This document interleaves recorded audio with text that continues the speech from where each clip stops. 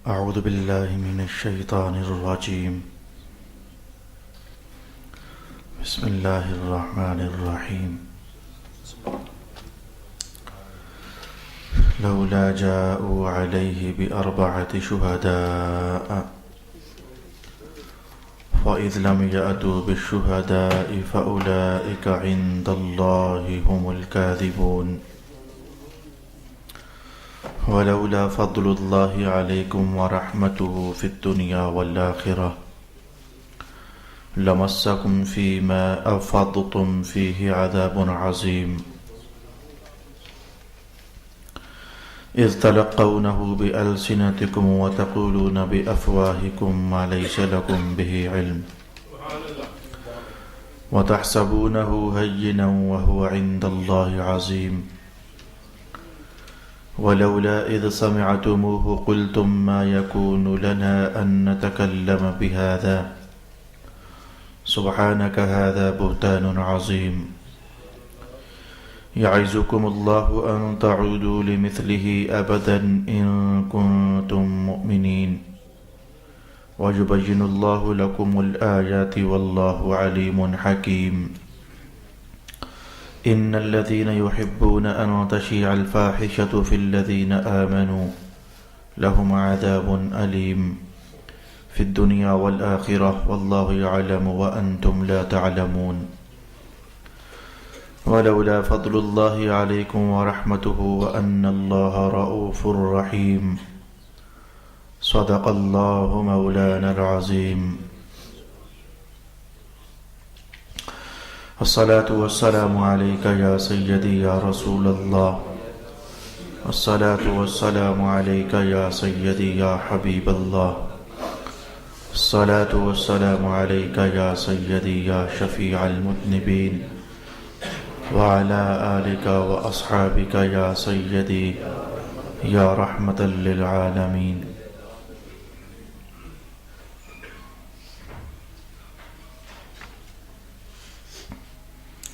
تہمت لگانے والے اس تہمت پر 4 گواہ کیوں نہ لائے؟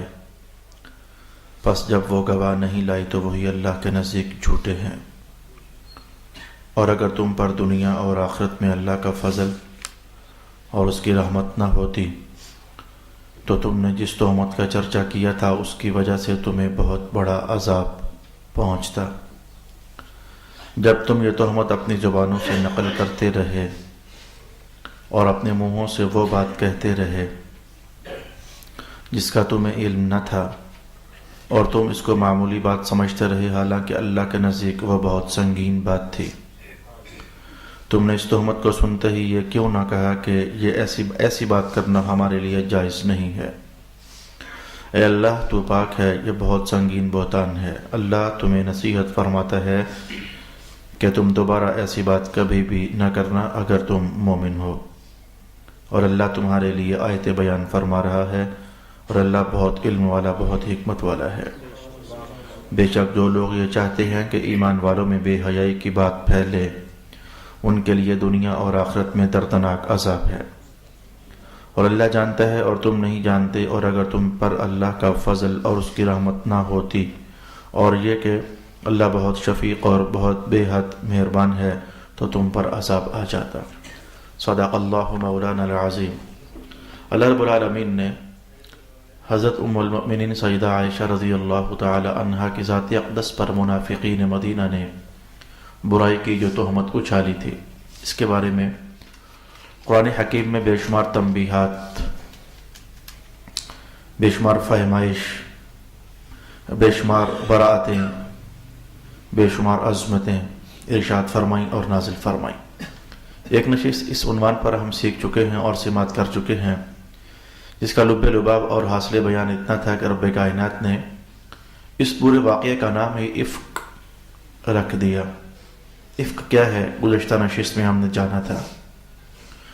ایمان والوں کو مخاطب کیا کہ جب تم نے یہ بات سنی تھی تو کیا ہوا تمہیں؟ تم لوگوں نے اپنوں کے بارے میں یا پھر اپنے ہی بارے میں کیوں خیر کا گمان کیوں نہیں کیا؟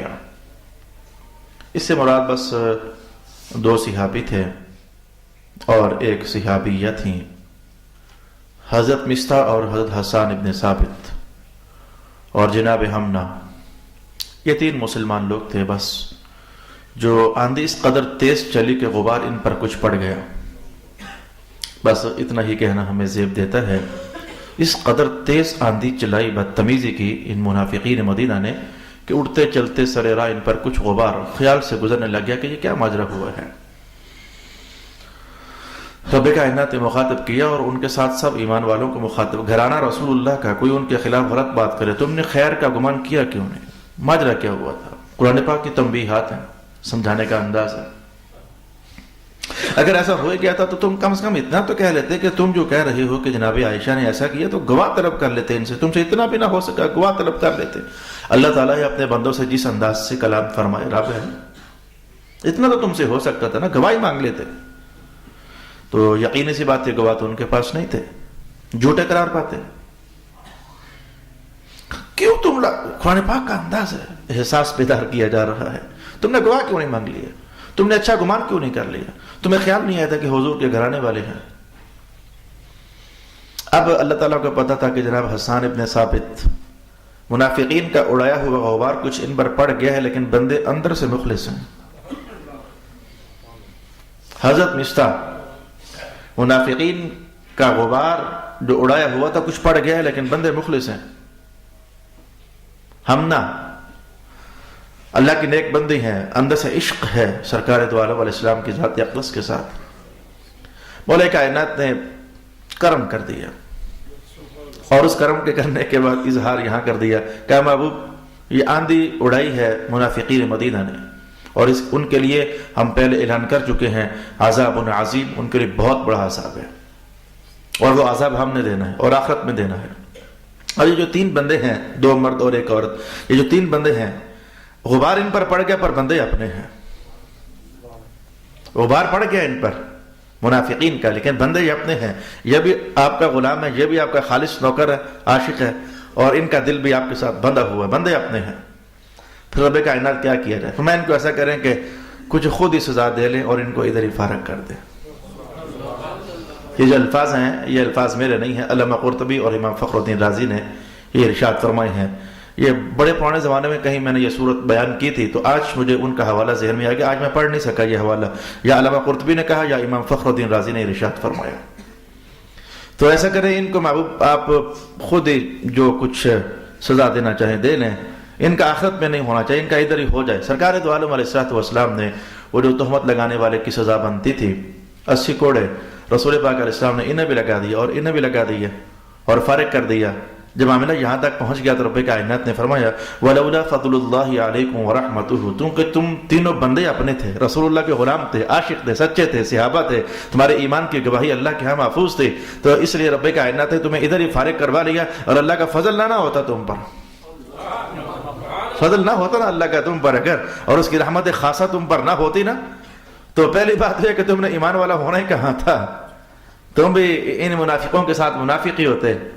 اللہ کا فضل ہے تو ہر صحابی اللہ کے فضل سے ایمان والا ہے، ہم میں سے ہر شخص اللہ کے فضل سے ایمان والا. اگر اللہ کا فضل ہماری مدد نہ فرماتا تو جناب عمر کیا فرمایا کرتے تھے کہ عمر تو جنگل کے اندر بکریاں ہی چرا رہا ہوتا، اونٹ ہی چرا رہا ہوتا. یہ اللہ کے فضل نے ایمان کی سوغات ہر ایک کو عطا فرمائی.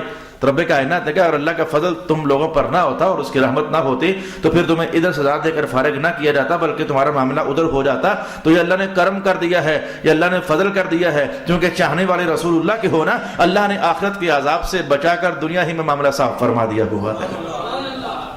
وَلَوْلَا فَضْلُ اللَّهِ عَلَيْكُمْ وَرَحْمَتُهُ. اور ایسا کئی مسلمانوں کے ساتھ ہوگا. وہ تو صحابہ بڑے اونچے لوگ تھے، ان کے لیے تو جنت کے وعدے آئے ہوئے ہیں، ان کے لیے تو اللہ کی خوشنودی کے وعدے قرآن میں اترے ہوئے ہیں. لیکن حضور کے کئی غلام ایسے ہیں جو اندر سے چاہنے والے ہوتے ہیں لیکن غلطی کوئی نہ کوئی کر بیٹھتے ہیں، جرم کہانی کوئی نہ کوئی ان سے ہو جاتی ہے. جیسے میں نے رات کو بھی آپ سے کہا تھا ہر انسان ہر دن میں کوئی نہ کوئی خیر کما ہی لیتا ہے، کوئی نہ کوئی شر کما ہی لیتا ہے، کوئی نہ کوئی بدی اس کے وجود سے سرزد ہو ہی جاتی ہے، کوئی نہ کوئی خیر کا سرچشمہ وہ اپنے وجود میں بیدار کر ہی لیتا ہے. لیکن اللہ کا فضل بس یہ ہوتا ہے کہ اللہ تعالیٰ ایمان والوں میں سے کسی کو بیماری بیمار کر دیتا ہے، کسی کا نقصان کروا دیتا ہے، کسی کو بخار چڑھا دیتا ہے، کسی کے پیٹ میں پانی ڈلوا دیتا ہے، کسی کو 6-7 دن کومے میں ڈلوا دیتا ہے، یعنی کوئی نہ کوئی مشقت والے امور میں مبتلا کر کے تو پھر مدینے سے اعلان کروا دیتا ہے، محبوب اعلان کر دو جو اس حالت میں ہمارے پاس آئے گا ہم اسے جنت الفردوس ہی عطا فرمائیں گے، تو مقام شہادت پر فائز ہو جائے گا۔ یہ حضور کی نسبتوں نے بڑے کام سیدھے کیے ہوئے، سچ بات ہے،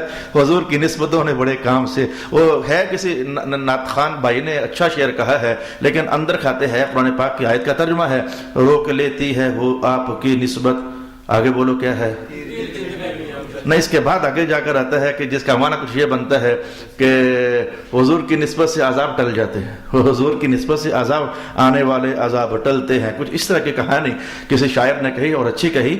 یہ ارشاد گرامی ہوا وَلَوْلَا فَضْلُ اللَّهِ عَلَيْكُمْ وَرَحْمَتُهُ، اگر اللہ کا فضل اور اس کی رحمت تم پر نہ ہوتی، فی الدنیا والآخرہ، دنیا میں بھی اور آخرت میں بھی، سمجھ آئی ہے؟ حضور کے چاہنے والوں کے نام پیغام ہے، جو حضور کا مستانہ ہے، دیوانہ ہے اندر سے، اسے دنیا پر بھی اللہ کی رحمت میسر ہوگی، آخرت میں پھر اللہ کی رحمت میسر ہوگی، وہ دنیا میں بھی اللہ کے فضل کی لپیٹ میں ہوتا ہے اور آخرت میں بھی اللہ کے فضل کی لپیٹ میں ہوتا ہے۔ وَلَوْلَا فَضْلُ اللَّهِ عَلَيْكُمْ وَرَحْمَتُهُ فِي الدُّنْيَا وَالْآخِرَةِ لَمَسَّكُمْ فِي مَا أَفَضْتُمْ فِيهِ عَذَابٌ عَظِيمٌ۔ اتنا کہنے کے بعد بہت بڑا عنوان تھا، حضور کا گھرانہ کوئی چھوٹی بات ہے، بہت بڑا عنوان تھا۔ مولا کائنات پھر جیسے میں یوں کہوں کہ قرآن کا دل ابھی اندر سے بھرا نہیں ہے، کچھ اور سمجھانا چاہیے، استعارات ہیں، تشبیہات ہیں، قرآن کا دل جیسے اندر سے بھرا نہیں ہے، ایمان والوں کی تربیت کچھ اور کر دینی چاہیے۔ اب ظاہر ہے کہ صحابہ تو صحابہ تھے، ان کا معاملہ تو رفع دفع ہو گیا، جنت کی گارنٹیاں آ گئیں، اب قیامت تک ہم بھی تو ساتھ ہی تھے نا، ہمارے بعد آنے والے مسلمان بھی تو ساتھ ہی ہیں نا، اور ہم سے پہلے بھی ایمان والے ساتھ ہی تھے نا۔ اب قرآن نے ہر گلی سے گزرنا ہے، ہر محلے سے گزرنا ہے، ہر مزاج کے بندے کے پاس سے گزرنا ہے، ہر کلچر میں رہنے والے کے پاس سے گزرنا ہے، ہر ملک میں رہنے والے کے پاس سے گزرنا ہے، ہر سوچ اور فکر کے دھارے بنانے والے کے پاس سے گزرنا ہے۔ قرآن نے ہر مومن کے دل کو چھو کر آگے بڑھ جانا ہے، یہ سفر لمبا ہے، چھوٹا نہیں ہے، طے ہوتا ہوتا ہوتا ہم تک پہنچا، آئندہ نسلوں تک، پھر قیامت تک۔ قرآن پاک نے بہت طویل ترین سفر طے کرنا تھا۔ اب ایمان والوں کو جیسے جدھر جدھر سے قرآن جا رہا ہے، ایمان والوں کو پکڑ کر جھنجھوڑتا جا رہا ہے۔ دھیان رکھنا، ایک واقعہ ہوا تھا پر تم ذرا یہ خیال رکھنا، ہر ایک کو جیسے جھنجھوڑتا آگے بڑھتا چلا جا رہا ہے۔ فرمایا استرقونه بألسنتكم وتقولون بأفواهكم ما ليس لكم به علم۔ انتہائی تعجبناک لہجہ قرآن پاک کا۔ رب کائنات نے فرمایا کہ جب تم یہ باتیں نقل ہو رہی تھیں تو تم یہ کہہ رہے تھے کہ جناب عائشہ نے یہ کام کیا ہے، حالانکہ تمہیں پتہ نہیں تھا یہ کیا ہو رہا تھا۔ حالانکہ یہ بات پہلے ہو چکی ہے، اس کو افک کہنا، اس عنوان کا اظہار ہو چکا ہے، لیکن تم وہ باتیں کر رہے تھے، تمہیں خیال نہیں آ رہا تھا، تم وہ باتیں کر رہے تھے جو کہ ہوئی نہیں تھی، تمہیں ان کا علم نہیں تھا۔ وَتَحْسَبُونَهُ هَيِّنًا، اور تمہیں لگ رہا تھا شاید یہ کوئی نارمل سی بات ہے، وَهُوَ عِندَ اللَّهِ عَظِيمٌ، حالانکہ گھرانہ نبوت کی بات کوئی بات بھی ہو وہ چھوٹی بات نہیں ہوتی، اللہ کے ہاں بہت بڑی بات ہوتی ہے۔ وَتَحْسَبُونَهُ هَيِّنًا، تم اسے چھوٹا سمجھ رہے تھے، اللہ کے ہاں تو یہ بہت بڑی بات تھی۔ وَهُوَ عِندَ اللَّهِ عَظِيمٌ، میں رک کر کے ایک جملہ کہہ دوں گا تو اللہ سے اجر تو ضرور پاؤں گا۔ اللہ کی رحمت ایسی نہیں ہے کہ وہ اچھی بات پر اجر نہ دے، اللہ کا اجر میں ضرور پاؤں گا۔ گھرانہ رسول کی بات ہو رہی ہے نا، تم نے اسے چھوٹا سمجھا، گالی نکال دی، گالی تھی نا، جناب عائشہ کو گالی نکال دی، انہوں نے بدکاری کی ہے، گالی نکال دی، تم نے گھرانہ رسول کو گالی نکال دی اور سمجھا کہ چھوٹی سی بات ہے، اللہ کے ہاں بہت بڑی بات ہے۔ اگر گالی نکالنا خاندان نبوت کو رب کہے میرے ہاں یہ بہت بڑا مسئلہ ہے، پھر بتاؤ کربلا کا واقعہ کتنا بڑا مسئلہ ہوگا، سمجھنا تو چاہیے نا۔ پھر کربلا والا مسئلہ کتنا بڑا مسئلہ ہوگا، خون رسول اللہ علیہ الصلوۃ والسلام سے کربلا کی مٹی کو سیراب کر دیا گیا، یعنی اس تناظر میں دیکھو یہ گالی نکالی کہا بہت بڑی بات ہے، اور پھر خون گرا دینا کتنی کی بڑی بات ہوگی۔ اللہ اکبر، اللہ اکبر، اللہ اکبر۔ صلی اللہ علیہ وسلم جتنے بھی محبوب زوجہ ہیں، جتنی بھی محبوب زوجہ ہیں، جناب عائشہ میرے حضور نے جگر کا ٹکڑا تو نہیں کہا ہے نا، جو بھی ان کا مقام تھا دیا، عزت دی، لیکن ایک بار بھی جگر کا ٹکڑا تو نہیں کہا ہے نا۔ جگر کا ٹکڑا تو خاتون جنت کو فرمایا ہے، اور اپنا پتر، اپنا بیٹا، یہ تو حسن اور حسین کو فرمایا ہے۔ تو پھر میں کہہ رہا ہوں اس تناظر میں ذرا اس واقعہ کو سمجھو کہ آج کے وہ کمزور اور ضعف الاعتقادی رکھنے والے مسلمان جو معاملے کو نارمل سمجھ کر بول بال دیتے ہیں جیسے کچھ بھی نہیں ہے، امام حسین پاک کو کہہ دیا کہ وہ واقعی ہو سکتا ہے حکومت کی لالچ میں آئے ہوں، نارمل سمجھ کر بول دیا، اور انہیں حیا بھی آنی چاہیے اور احساس بھی ہونا چاہیے۔ رب کائنات نے کہا جس بات کو تم گھرانہ نبوت کے متعلق نارمل سمجھ رہے ہو، ہینن ہولا سمجھ رہے ہو، وَهُوَ عِندَ اللَّهِ عَظِيمٌ، اللہ کی ہاں وہ بہت بڑی بات ہوتی ہے۔ میں تو کہتا ہوں نارمل حالات میں دیکھ لو، یہ تو اونچے عنوانات ہیں نا، نارمل حالات میں دیکھ لو۔ رسول پاک علیہ السلام نے فرمایا کہ بعض اوقات بندہ اپنے منہ سے ایک بات کرتا ہے، اسے شعور بھی نہیں ہوتا کہ میں نے کیا بول دی ہے۔ کئی باتیں بے دہانی میں ہم کہہ دیتے ہیں، اور بعد میں جب کوئی بندہ توجہ دلاؤ نوٹس کرتا ہے، وہ آپ نے یہ کیا کہہ دیا، میں نے یہ کہا، او بس یار خیال نہیں رہا، یعنی بندہ بے دہانی میں کوئی بات کر دیتا ہے۔ اچھا تو رسول اللہ علیہ السلام نے فرمایا کہ بعض اوقات ایسا ہوتا ہے بندہ بے دہانی میں کوئی بات کر دیتا ہے اور اسے احساس بھی نہیں ہوتا کہ میں نے کوئی بات کہہ دی ہے، لیکن اللہ کو وہ اس قدر ناپسند ہوتی ہے کہ اللہ اس کے لیے دوزخ کا فیصلہ فرما دیتا ہے۔ اور بالکل اس کے برعکس رسول پاک علیہ السلام نے فرمایا کہ بعض اوقات بندہ بے دہانی میں ایک بات کہہ دیتا ہے، لیکن اللہ اتنا خوش ہو جاتا ہے، بے دہانی میں کوئی بات چنگی ہوتی ہے، بے دہانی میں کوئی بات منہ سے نکل جائے اچھی ہو، حضور فرماتے ہیں اللہ اتنا خوش ہوتا ہے کہ اس کے لیے جنت کا فیصلہ فرما دیتا ہے۔ ویسے میں آپ کو کہنا چاہوں گا انشاءاللہ بات غلط نہیں ہے، اور آپ کے گھروں سے حوالہ بھی بخاری شریف کا نہیں دوں گا، آپ کے گھر کا حوالہ دوں گا، گھروں کے حوالے ذرا جلدی بھی سمجھ آ جاتے ہیں۔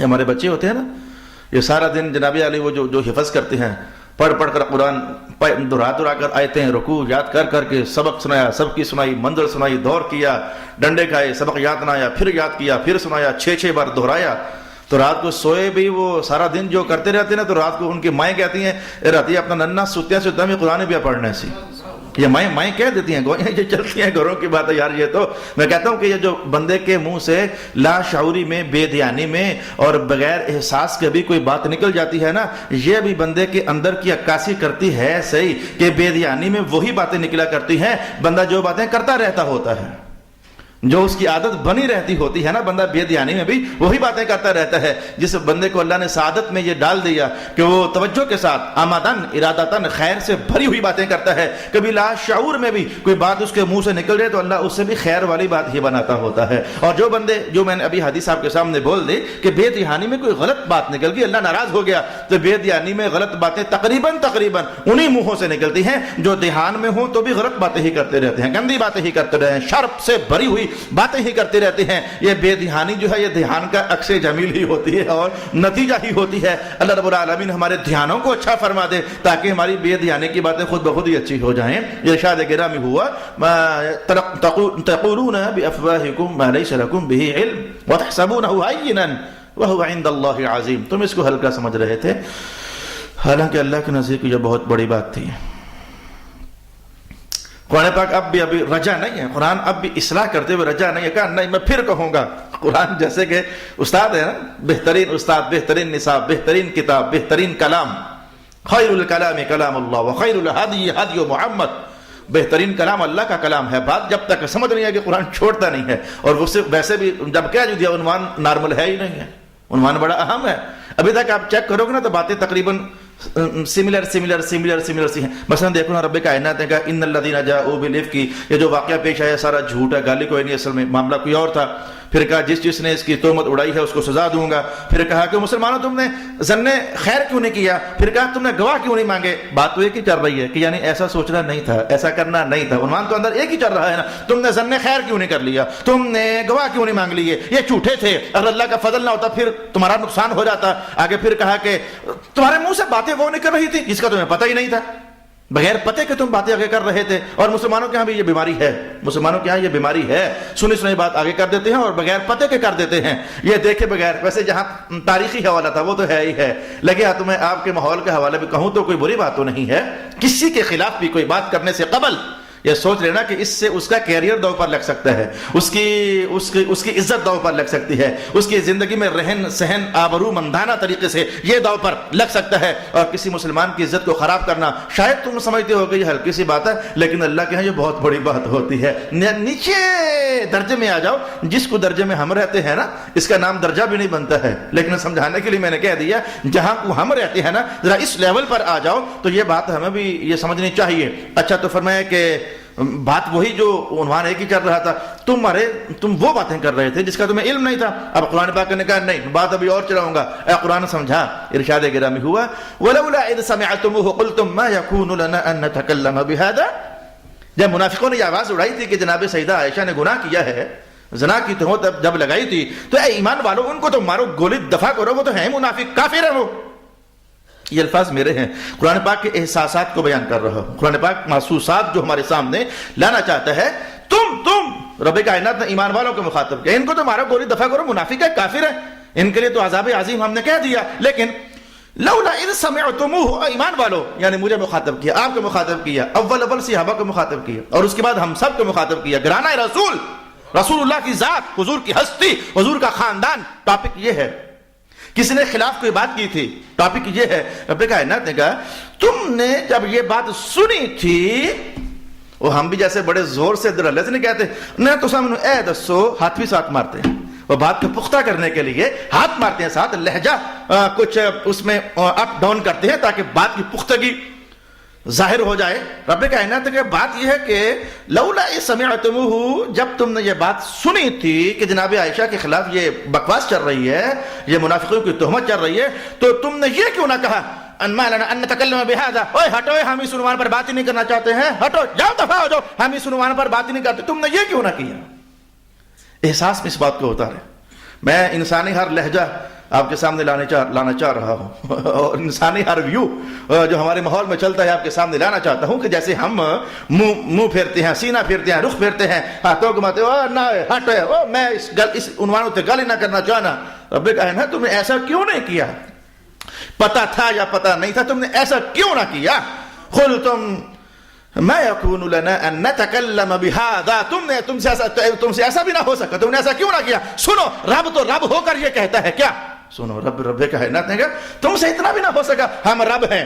دیکھو ہم کیا کہہ رہے ہیں، سبحانک ھذا بہتان عظیم، ہم رب ہو کر کہہ رہے ہیں یہ سب جھوٹ ہے. تم سے اتنا بھی نہ ہو سکا جناب عائشہ کے خلاف، تم سے اتنا بھی نہ ہو سکا کہ ان بولنے والوں کے ہٹو، ہم بات بھی نہیں کرنا چاہتے اس عنوان پر. عنوان سمجھ آ گیا؟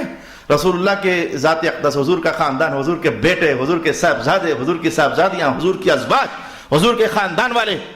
کبھی کوئی الٹا سیدھا بندہ متھے لگ جائے، آپ کو علم ہو خیر کا بتا دینا، نہیں علم اٹھ کر چلے جاؤ. اپنا ایمان خراب ہونے سے بچا لینا، اپنی قبر خراب ہونے سے بچا لینا، زیادہ محقق نہ بننا، دانا نہ بننا. میں ہزاروں مسائل کے اندر میں کہتا ہوں بھائی مجھے نہیں پتا، جان چھوڑو. میں دیکھتا ہوں مسئلہ ایسے لوگ اٹ پاس کرنا چاہتے ہیں، نتیجہ کچھ بھی نہیں ہے، 2 گھنٹے لڑ کر بھی کچھ بھی نہیں. میں کہتا ہوں مجھے نہیں پتا، جان چھوڑو. آپ علامہ صاحب ہیں؟ میں نہیں علامہ صاحب، میں علامہ صاحب نہیں، لوگوں نے کہہ دیا، مغالطہ لگ گیا انہوں، مجھے پتہ ہی نہیں ہے، جان چھوڑ میرے. میں تو بھائی جان چھڑاتا ہوں اپنی، کیا مرنا نہیں ہے؟ تھوڑے زمانے رہ گئے، قبروں میں جانا نہیں ہے، ادھر جا کر ادھر کی مٹی چاٹنی پڑ گئی، لگ پتہ جائے گا. پھر اپنے ایمان بچاؤ، اپنے اندر کے رشتے سرکار والوں سے بچاؤ. عظمت کی بات سننا چاہو تو سنو 1000 بسم اللہ، عظمت کی بات کہنا چاہو تو کہو 1000 بسم اللہ. لیکن کوئی حضور کے خلاف، خاندان والوں کے خلاف، حضور کے بچوں کے خلاف، حضور کے نسلوں کے خلاف، حضور کی آل کے خلاف، حضور کی اہل بیت کے خلاف، حضور کی ازواج کے خلاف کوئی ایک سستا لہجہ بھی استعمال کرنا چاہے تو میں کہوں گا کہ قرآن پاک بائیکاٹ کرنے کا اشارہ سمجھا تو رہا ہے، ہم اس پر بات ہی نہیں کرنا چاہتے. بائیکاٹ یہ اور کیا ہے؟ ایسے عنوانات سے قرآن حکیم بائیکاٹ کرنے کا اشارہ، اور گہرا اشارہ، بلکہ اشارہ کیا، صراحت ہے، وضاحت ہے. تم نے یہ کیوں نہ کہا ہم اس عنوان پر بات ہی نہیں کرنا چاہتے. سبحانک ھذا بہتان عظیم، یہ بہت بڑا بہتان ہے. قرطبی نے کہا بات کروں گا، انہوں نے کر ڈالی. اور صرف قرطبی نہیں، علامہ قمولی نے کہا میں بھی کروں گا، انہوں نے بھی کر ڈالی. کئی مفسرین نے کہا ہم بات کریں گے یہاں، انہوں نے کر ڈالی. دلچسپ بات ہے کیونکہ لمبی ہے، اشارہ کروں گا تاکہ وقت میں ہم سمٹ کر یہ اس جملے کی لطافت محسوس کر سکیں. قرطبی نے کہا یہ جملہ بڑا لطیف ہے، سبحانک ھذا بہتان عظیم. رب کہے کہ یہ سب جھوٹ تھا، بہت بڑا بہتان ہے. حضور کی زوجہ نے کچھ نہیں کیا، اللہ تعالیٰ کہے اس میں بڑی لطافت ہے. قمولی کہتے ہیں اس میں بڑی لطافت ہے. یار کیا لطافت ہے جو ہمیں ایک دم سمجھ نہیں آ سکی. میں اشارہ دیتا ہوں 12ویں سپارے کا، اشارہ دیتا ہوں 16ویں سپارے کا، سورہ مریم کا اشارہ دوں گا، آپ کو بات سمجھ آ جائے گی. مسلمان ہم نے اتنا تو سنا ہی ہوا ہے، جناب یوسف علیہ السلام پر بھی ایک بار تہمت اچھالی گئی تھی زلیخا کی طرف سے. اب تو جناب زلیخا کی طرف سے اسلام قبول ہو گیا تھا، بعد میں حلقہ زوجیت میں آ گئی تھی، لیکن اس وقت کی زلیخا بعد میں تو اہل ایمان سے ہوئی تو، لیکن اس وقت حسن نے چھوڑنا تو چاہا تھا نا. اور جب بادشاہ دروازے پر سامنے کھڑا تھا، اس کا اپنا ہی میاں تو اس نے کہا تو تھا نا کہ کیا سزا ہونی چاہیے جو آپ کی بیوی پر ہاتھ ڈالے، 12واں سپارہ ہے۔ اللہ اکبر۔ تو پھر رب کائنات نے کہا کہ پھر ہم نے یوسف علیہ السلام کو صاف ستھرا ظاہر کروا دیا، ان کی براءت ظاہر کروا دی۔ براءت کیسے ظاہر کروا دی؟ وَشَهِدَ شَاهِدٌ مِّنْ أَهْلِهَا، وہ زلیخا کا ایک چھوٹا سا خاندان کا رشتہ دار کا بچہ تھا، چھوٹا کا بچہ پنگوڑے والا، جس کے بارے میں حضور نے کہا 4 ہی تو بچے ہیں جو دودھ پینے کے زمانے میں باتیں کرتے تھے، 4 ہی تو بچے ہیں، ان میں سے ایک حضور نے یہی کہا شاہد یوسف، وہ یوسف علیہ السلام کے حق میں جو گواہ بنا تھا، نکا بچہ ننا، تو اس نے کہا تھا کہ چیک کر لو قمیض آگے سے پھٹا ہے کہ پیچھے سے پھٹا ہے، یہ ترجمہ ہے قرآن کا۔ اگر قمیض پیچھے سے پھٹا ہے تو گناہگار زلیخا ہے، قمیض اگر آگے سے پھٹا ہے تو گناہگار یوسف ہیں، یعنی خطا ادھر آتی ہے۔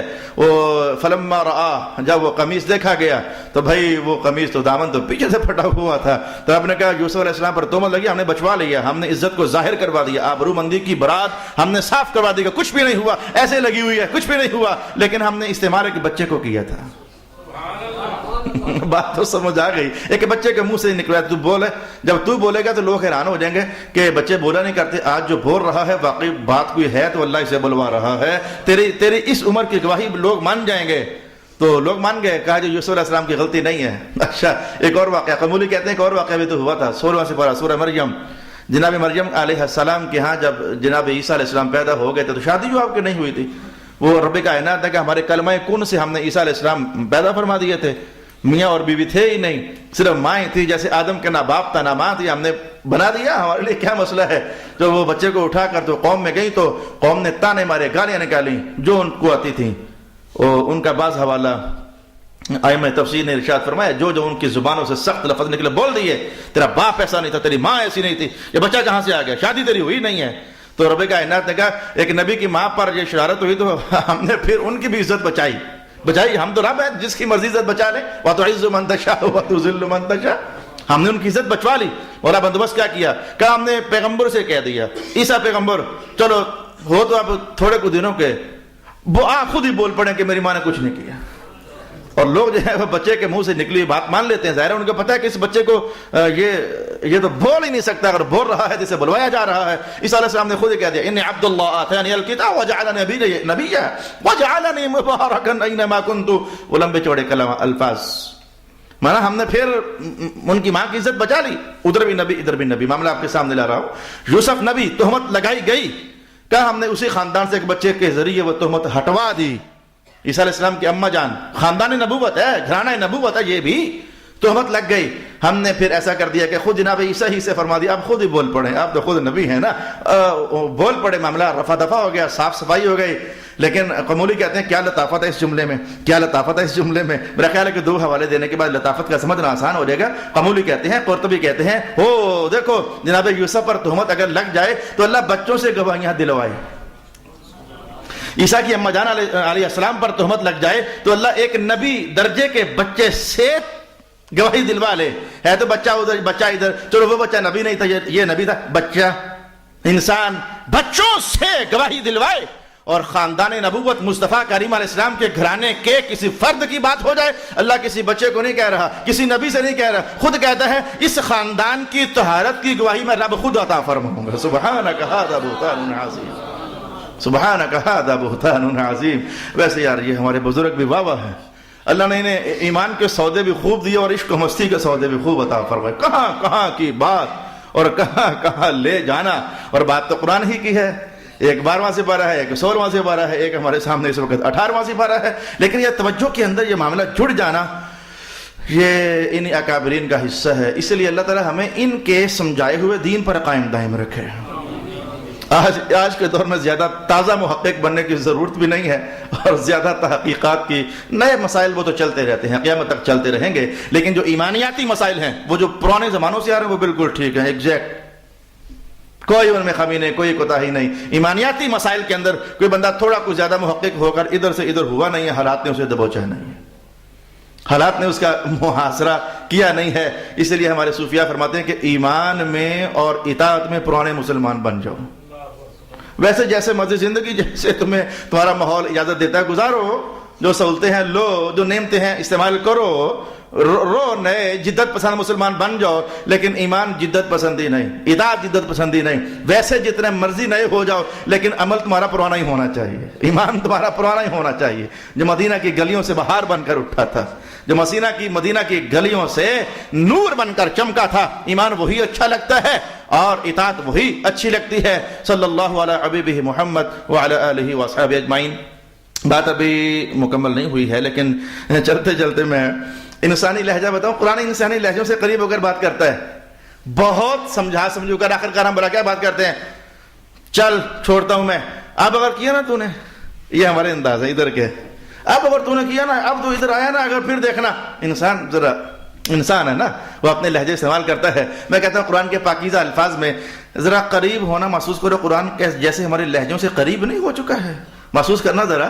جیسے ہم چلتے چلتے آخر کار کوئی نہ کوئی ہم ان بندے تڑی چھڑی ماری دیتے ہیں، لیکن میں اس کو تڑی چھڑی نہیں کہتا، یہ تو سچی بات ہے، یہ تو کہانی ہے، حقیقت الامری بات ہے. رب کائنات نے اتنا سمجھایا، تم نے گواہ کیوں نہیں مانگے، تم نے سوچ بچار کیوں نہیں کیا، تم نے ظن خیر کیوں نہیں کیا ہے، تمہیں پتہ ہی نہیں تھا، تمہارے منہ سے وہ باتیں نکل رہی تھیں، تم نے اس کو ہلکا سمجھا، یہ تو بہت بڑی بات تھی. تم نے یہ کیوں نہ کہہ دیا کہ ہم اس عنوان پر بات نہیں کرنا چاہتے، یہ سارا کچھ کیا کیوں کر. فرمایا یعظکم اللہ ان تعودوا لمثلہ ابدا، اللہ تمہیں سمجھا رہا ہے آئندہ ایسی بات نہ کرنا. پھر یعظکم اللہ تمہیں واعظ کرتا ہے، اللہ تمہیں سمجھاتا ہے ان تعودوا لمثلہ ابدا ان کنتم مؤمنین، ایمان والے ہو تو پھر دوبارہ مڑ کے کبھی یہ گل نہ کرنا.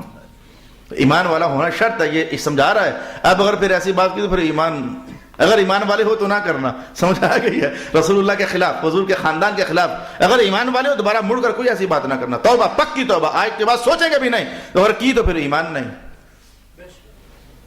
ایمان والے ہو تو بات نہ کرنا، بات کی تو پھر ایمان نہیں. حضور کے خاندان کے خلاف کی بات کی، پھر اپنا ایمان سنبھالنا. ایک ہی جملے میں جیسے یہ صرف یہ انسانی لہجوں والا ٹیکا نہیں ہے، یہ بالکل سچی اور کھری کہانی قرآن کہہ گیا. یعظکم اللہ ان تعودوا لمثلہ ابدا ان کنتم مؤمنین.